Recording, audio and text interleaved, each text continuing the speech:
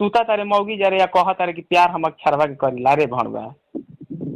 अब बताओ तो ऐसा कैसन छिनार भी एकरा मतारी के जो ये पूछते हो करतिया। तो हमारा से कहले कि मौगी मौगी बतियावली सन आमा ना पूछी ना खोदी ओकरा से तू का जानता रह तू ही बड़ा भणवा बतिएबा खाली।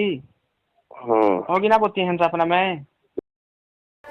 जय श्री राम। भोजपुरी के सुपरस्टार पवन सिंह के कॉल रिकॉर्डिंग के वायरल कर जाता है, जहां आपके सुने के मिलल हुई कि एक साइड से पवन सिंह बोलता दूसरा साइड से उनका बड़ भाई गुड्डू सिंह उनका का बहुत बुरा भला बोलने बड़न, बहुत उल्टा पलटा लैंग्वेज में बोलने बड़न। रिकॉर्डिंग सुन के लगा था कि जब पवन सिंह के शादी ज्योति सिंह साथे भई रहे वही समय के रिकॉर्डिंग होखे। अभी रिकॉर्डिंग ना ही पवन सिंह वायरल करी हन ना ही उनकर बड़ भाई गुड्डू सिंह कभी ऐसा चीज वायरल करी हन, लेकिन जे भी वायरल कर रहा बा वो बहुत ज्यादा गलत कर रहा बा। और ये पहला बार नहीं के भोजपुरी में, ये आए दिन भोजपुरी के सुपरस्टार के प्राइवेट चीज के एजा पब्लिक कर जाला वायरल कर जाला। ए पर ठोस कदम उठावे के पड़ी। हमनी के कानून में ऐसा प्रावधान बा कि केहू के प्राइवेट चीज के आप बिना ओकरा इच्छा के बिना ओकरा मर्जी के पब्लिक नहीं कर सकत। और ये बहुत हो गई।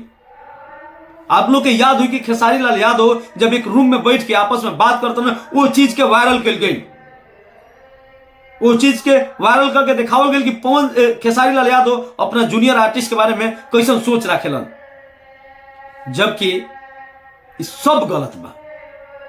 आप सब जानते नहीं कि चाहे खेसारी लाल यादव होकर, चाहे पवन सिंह होकर, रितेश पांडे होकर, चाहे भोजपुरी के कौन स्टार होकर, सब यही कल्चर से बढ़न।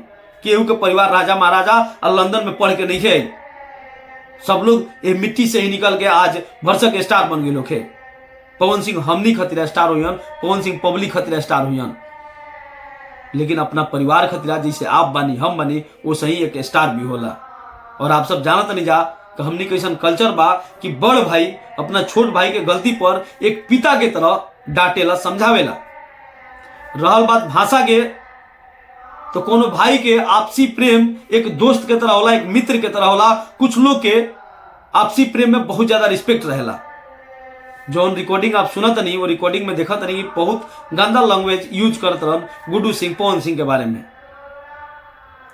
यही चलते वायरल कर गई बा कि खुद देखस लोग कि पवन सिंह के भाई है, पवन सिंह के कितना उल्टा पलटा बोलत रहन, पवन सिंह कितना गलत बढ़त। यह चीज पब्लिक में साबित करे खातिर जे भी कर रहा बा यही मकसद से कर रहा बा कि पवन सिंह के इमेज के खराब कल जाए, पवन सिंह के दिखावल जाए कि बहुत ज्यादा बुरा आदत बा पवन सिंह में।